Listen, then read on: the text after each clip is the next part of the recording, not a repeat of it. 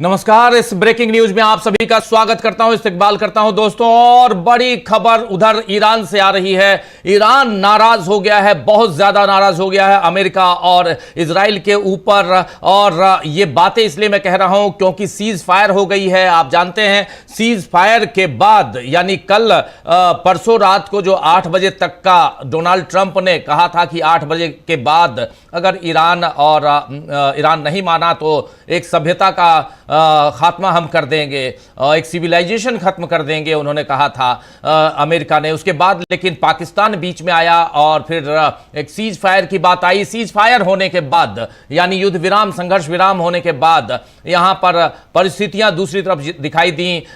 Share market में हमने उछाल देखा, दुनिया में खुशी की लहर चली क्योंकि ये जंग अब रुक गई है, ये बात आने लगी। लेकिन जंग क्या सचमुच रुक गई है? इसमें जंग में एक बात और महत्वपूर्ण आई थी कि ये जंग जो है ईरान के ऊपर ना सिर्फ हमला बल्कि लेबनान के ऊपर जो हमले हो रहे हैं उस हमले को भी रोका जाए। लेकिन इजराइल इस बात को मना कर रहा है और इजराइल ताबड़तोड़ हमले कर रहा है।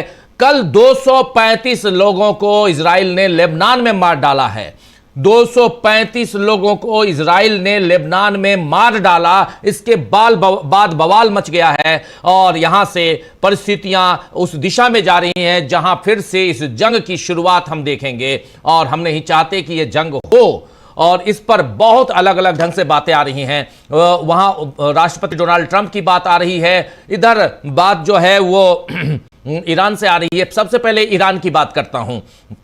ईरानी संसद के स्पीकर मोहम्मद बागर गालिबाफ ने एक बयान जारी कर कहा है कि बातचीत शुरू होने से पहले ही 10 बिंदुओं वाले प्रस्ताव में, आप जानते हैं कि 10 प्रस्ताव, 10 बिंदुओं के 10 सूत्री शर्तें जो रखी गई हैं ईरान की तरफ से, उन 10 शर्तों में से 3 का सीधे सीधे उल्लंघन हो गया है। हमारा अमेरिका पर भरोसा न होने की वजह उसकी पुरानी आदत है, वो बार बार अपने वादे तोड़ता आया है। अफसोस की बात है कि फिर उसने वही पैटर्न दोहराया है। उन्होंने कहा है कि अमेरिका के राष्ट्रपति ने साफ कहा था कि ईरान के जो 10 शर्तें हैं उसी प्रस्ताव पे हम बातचीत का आधार बनाएंगे, आगे बढ़ेंगे। लेकिन अब तक इस प्रस्ताव के 3 हिस्सों का उल्लंघन हुआ है। उसमें 3 बातें महत्वपूर्ण क्या क्या कह रहे हैं यहां पे गालिबाफ का कहना, यानी ईरान का कहना है कि लेबनान में युद्ध विराम से जुड़ी पहली शर्त का पालन नहीं किया गया, जबकि पाकिस्तान के प्रधानमंत्री शहबाज शरीफ ने भी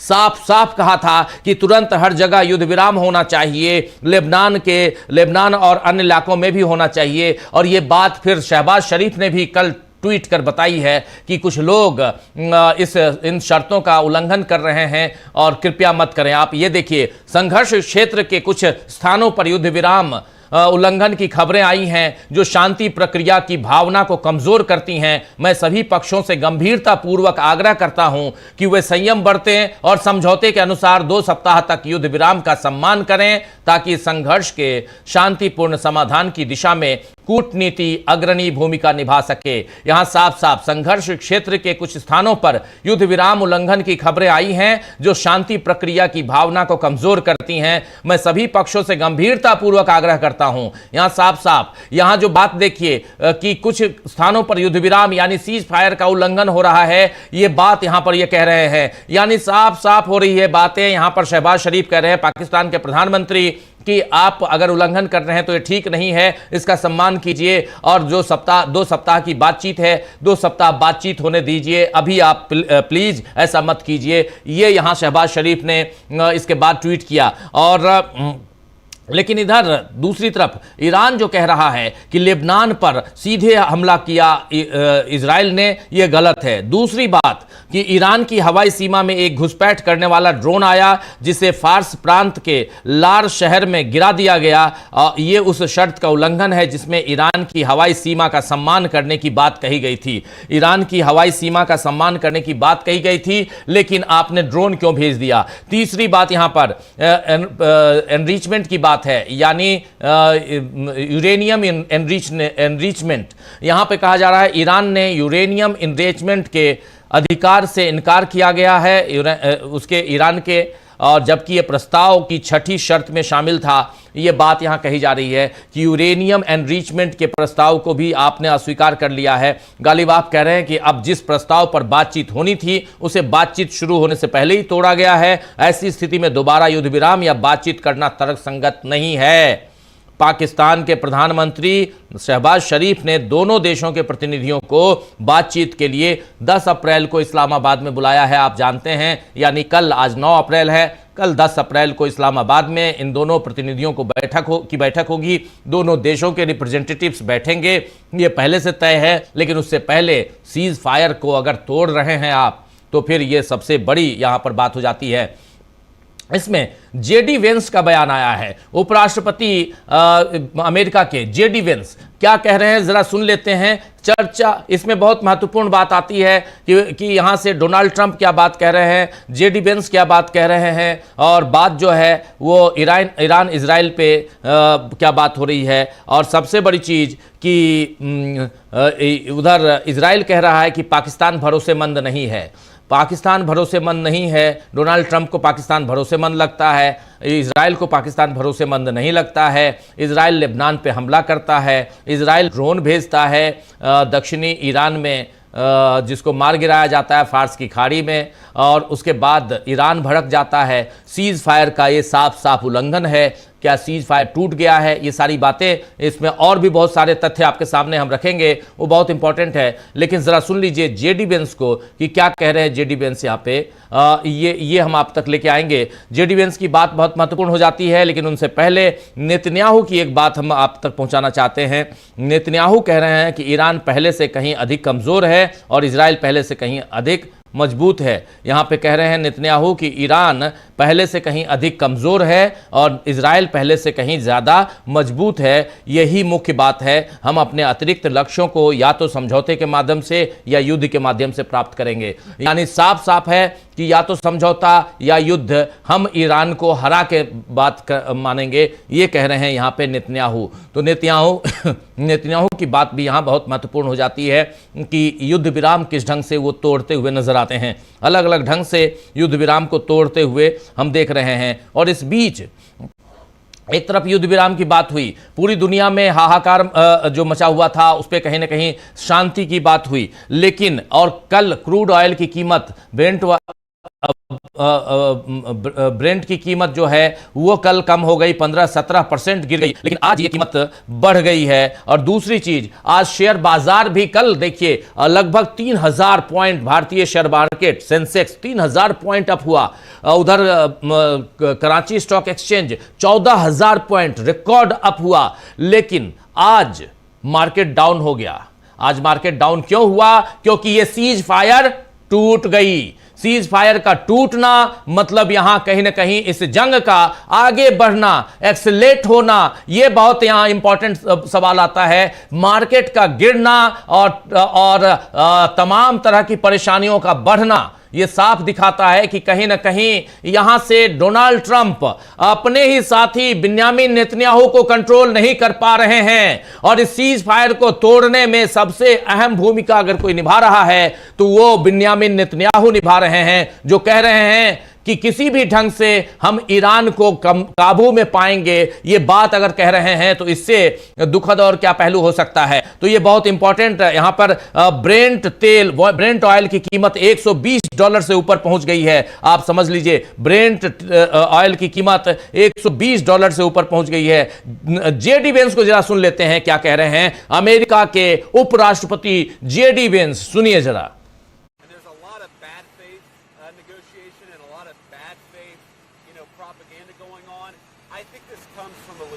Misunderstanding. I think the Iranians thought that the ceasefire included Lebanon, and it just didn't. We never made that promise. We never indicated that was going to be the case. What we said is that the ceasefire would be focused on Iran, and the ceasefire would be focused on America's allies, both Israel and the Gulf Arab states. अब देखिए यहां पर JD Vance क्या कह रहे हैं। JD Vance कह रहे हैं कि यह सीज फायर लेबनान के लिए नहीं है, जबकि जहां जा रहे हैं बातचीत के लिए, यानी आप इस्लामाबाद जा रहे हैं बातचीत के लिए, और ये 3 लोगों, जिसमें विटकॉफ हैं, कुशनर हैं, जेडी वेंस भी हैं उसमें। और जेडी वेंस को, अगर जेडी वेंस और जो उपराष्ट्रपति हैं वो विटकॉफ, और ये 10 शर्तें जो इनकी हैं वो, इसको अगर बिना माने हुए आप अगर और कह रहे हैं कि लेबनान इस सीज फायर में शामिल नहीं है, यानी लेबनान पे हमने, इन्होंने साफ साफ कहा है कि लेबनान को युद्ध विराम में शामिल मानना एक जायज गलतफहमी है।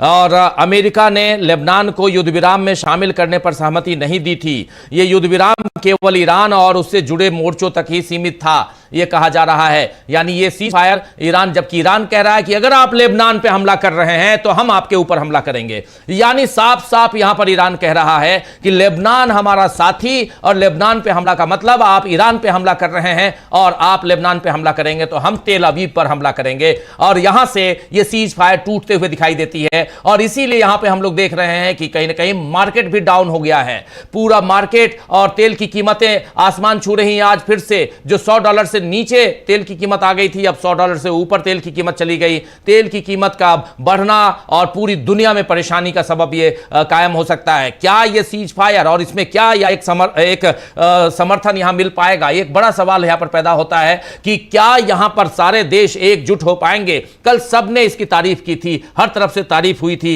लेकिन आज अगर कहा जा रहा है, अभी आपने ईरान की बात आपने सुन ली, ईरान के जो संसद के जो चीफ हैं, यानी स्पीकर गालिबाफ, बागेर गालिबाफ का आपने सुन लिया। उन्होंने कहा कि 3 पॉइंट पे इन्होंने हमसे दगा किया है। पहला, लेबनान के ऊपर आपने हमला कर दिया और 300 लगभग 250 लोग मारे गए हैं, 235 लोग मारे गए हैं लेबनान में। कल हॉस्पिटल में जगह नहीं थी बेरूत में, यह बताया जा रहा है। तो लेबनान पे आप ताबड़तोड़ हमले कर रहे हैं। नेतन्याहू यहां पे आपने सुन लिया, कह रहे हैं कि ईरान हमसे कमजोर है, हम उनसे मजबूत हैं, हम उनसे या तो समझौता से उनको काबू में करेंगे या उनसे युद्ध करके, जंग करके हम काबू में करेंगे। यानी नेतन्याहू सीधे लगातार कह रहे हैं कि हम अमेरिका की बात नहीं मानेंगे। ये सीधे शब्दों में कहा जाए तो ये एक महत्वपूर्ण पहलू होती है। और यहां पे दूसरी जो सबसे महत्वपूर्ण बात होती है कि यहां कह रहे हैं इजराइल के, भारत में इजराइल के राजदूत रुबेर अजार का बयान आया है, जो कह रहे हैं कि हम पाकिस्तान को विश्वसनीय प्लेयर नहीं मानते। मेरा मानना है कि अमेरिका के अपने कारणों से पाकिस्तान की मदद लेने का फैसला, अमेरिका ने अपने कारणों से पाकिस्तान की मदद लेने का फैसला किया है। इसका क्या मतलब है? इसका मतलब साफ साफ है कि अमेरिका को भी नकार रहे हैं। यहां पर अगर राजदूत कह रहा है, इजराइल का राजदूत भारत में, दिल्ली में, वो कह रहा है कि ये जो बातचीत हुई है, ये जो सीज फायर हुआ है, इस सीज फायर में साफ साफ अमेरिका के अपने कारण हैं, इस कारण उसने पाकिस्तान से मदद ली है, ये मदद लेने का फैसला किया है। हमने पहले भी देखा है, यहां कह रहे हैं अजार कि हमने पहले भी देखा है कि अमेरिका ने कैसे कतर और तुर्की जैसे देशों को इस्तेमाल करके हमास के साथ समझौता करने में फ़ायदा उठाया है। हमारे लिए ये बहुत ज़रूरी है कि जिस नतीजे पर पहुंचना चाहते हैं उसमें हम अमेरिका के साथ तालमेल बनाए रखें। यानी साफ साफ यहाँ पे दिखाई दे रहा है कि अमेरिका के साथ तालमेल बनाए रखने की बात हो रही है। और ये महत्वपूर्ण इसलिए क्योंकि यहाँ से परिस्थितियाँ इस जंग में की और विकराल होती हुई नजर आ रही है। और ये कॉफ़ी शॉप की तस्वीर ईरान में तेहरान की कॉफ़ी शॉप की तस्वीर है। सीज फायर के बाद यहाँ पार्टियाँ, कॉफ़ी शॉप में लोग आए हैं और ये जो तस्वीर आप देख रहे हैं ईरान के कॉफ़ी शॉप की तस्वीर, और यहाँ पे लोग घूमते हुए, कॉफ़ी पीते हुए, कुछ किताबें हैं, कॉफ़ी जिसमें कॉफ़ी और बुक्स दोनों साथ साथ, आप किताब भी पढ़िए, कॉफ़ी भी पीजिए, ये यहाँ पे और इस तेहरान में। और ये कॉफ़ी शॉप की सीज फायर के बाद की तस्वीरें। लेकिन यहाँ पर इजराइल जिस ढंग से बातें कर रहा है, ये इंपॉर्टेंट इसलिए हो जाती है बात क्योंकि यहाँ से कहीं ना कहीं आप इजराइल को, जी हाँ, कहीं ना कहीं यहाँ से आप इजराइल पर भरोसा नहीं कर सकते। इजराइल के जो राजदूत यहाँ पे जो बातें कह रहे हैं, इंडिया में, दिल्ली में इजराइल के राजदूत जो बात कर रहे हैं, वो कहीं ना कहीं यहाँ इंपॉर्टेंट हो जाती है क्योंकि वो कह रहे हैं कि अमेरिका के अपने, जी हाँ, अमेरिका के अपने कारणों से ये सब अमेरिका ने करवाया है। यानी अमेरिका के राष्ट्रपति जो बुरी तरह फंसे हुए हैं, वो उससे निकालने के लिए उन्होंने पाकिस्तान से मदद मांगी है। और लेकिन हम पाकिस्तान पे भरोसा नहीं करते हैं। भरोसा तो हम भी नहीं करते, भारत भी भरोसा नहीं करता, लेकिन उसके बाद भी क्या यहाँ पर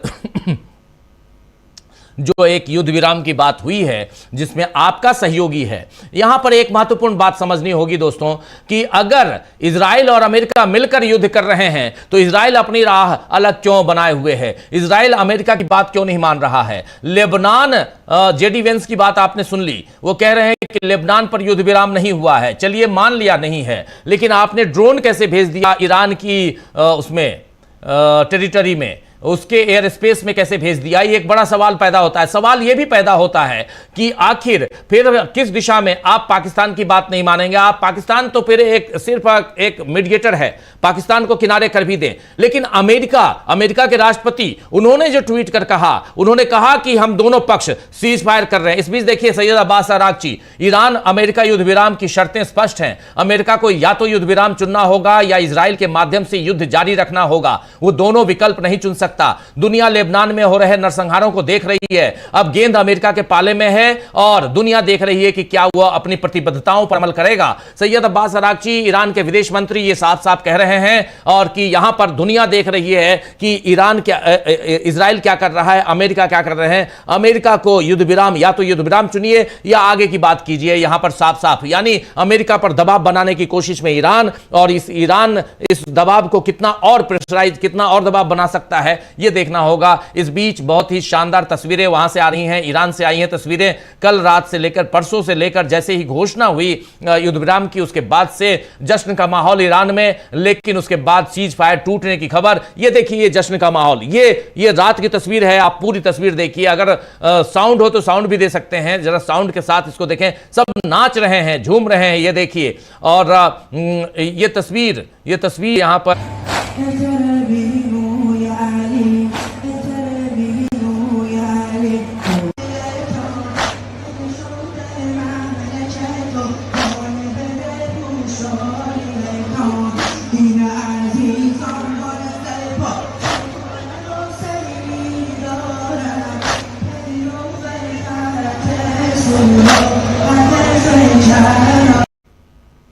तो देख रहे हैं आप खामनेई का 40वां चहल्लुम जिसको कहते हैं, वो 3 दिनों का शोक, और उसके बाद यहां पर जो आयतुल्लाह अली खामनेई उनकी याद में यहां सब चौराहे पे और तेहरान में ये घटनाक्रम, और इसमें सब एक साथ ईरान की तस्वीर ये आप तक हम पहुंचा रहे हैं। ईरान की ऐसी ढेरों तस्वीरें हैं जो हम आप तक पहुंचाते रहेंगे, लेकिन बहुत महत्वपूर्ण हो जाता है कि ईरान और इजराइल अमेरिका जंग में, यहां इजराइल अपनी राह चलता हुआ दिखाई दे रहा है। अमेरिका प्रेशर में है, बहुत ज्यादा प्रेशर में अमेरिका है। अमेरिका चाहता है कि यह संघर्ष विराम हो जाए, और इसमें अमेरिका के हित हैं, इसमें डोनाल्ड ट्रंप के हित हैं, क्योंकि डोनाल्ड ट्रंप कहीं ना कहीं यहां से अपना ग्राफ जो है वो उठा पाएंगे अगर सीज फायर आज करवा लेते हैं, वरना आने वाले समय में जैसे जैसे ये जंग आगे बढ़ेगी वैसे वैसे दिक्कत होगी। लेकिन सीज फायर के टूटने का मतलब है कि यहां से परिस्थितियां और विकराल होंगी। परिस्थितियां न सिर्फ ईरान, न सिर्फ इजराइल, न सिर्फ अमेरिका की बात कर रहा हूं दोस्तों,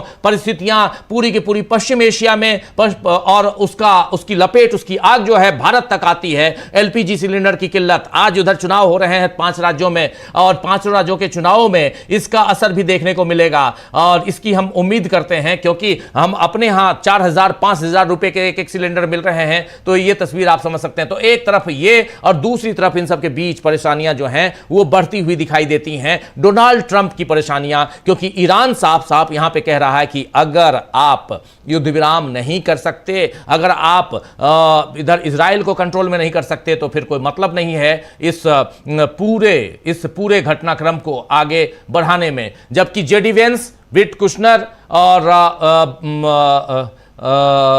एक तीसरे और भी हैं, ये तीनों मिलकर, कुशनर, वेंस और विटकॉफ, माफी चाहूंगा, विटकॉफ, कुशनर और वेंस, विटकॉफ, कुशनर और जेडी वेंस, ये तीनों कल पहुंच रहे हैं इस्लामाबाद, और इस्लामाबाद में द्विपक्षीय चर्चा होगी, बातचीत होगी ईरान और अमेरिका के बीच। लेकिन ईरान अपनी बातें रख रहा है। ईरान के विदेश मंत्री का बयान आपने देख लिया, ईरान के जो संसद के जो स्पीकर हैं गालिबाफ, उनका बयान आपने देख लिया। ये तमाम बयान ये कहते हैं कि सीज फायर का अगर आप उल्लंघन कर रहे हैं तो फिर सीज फायर कैसे। और साफ साफ सीज फायर को तोड़ते हुए आप दिखाई दे रहे हैं। इजराइल की काफी भर्त्सना हो रही है, इजराइल के अखबारों में लिखा जा रहा है इजराइल के खिलाफ, इजराइल को सीज फायर, इजराइल ने जो लेबनान पे हमला किया है उसके बाद। इस बीच देखिए इमैनुअल मैक्रों, मैंने अभी लेबनान के राष्ट्रपति जोसेफ ऑन और प्रधानमंत्री नवाज सलाम से मुलाकात की है, ये देखिए। और मैंने उन्हें लेबनान में आज इजराइल द्वारा किए गए अंधाधुंध हमलों के प्रति फ्रांस की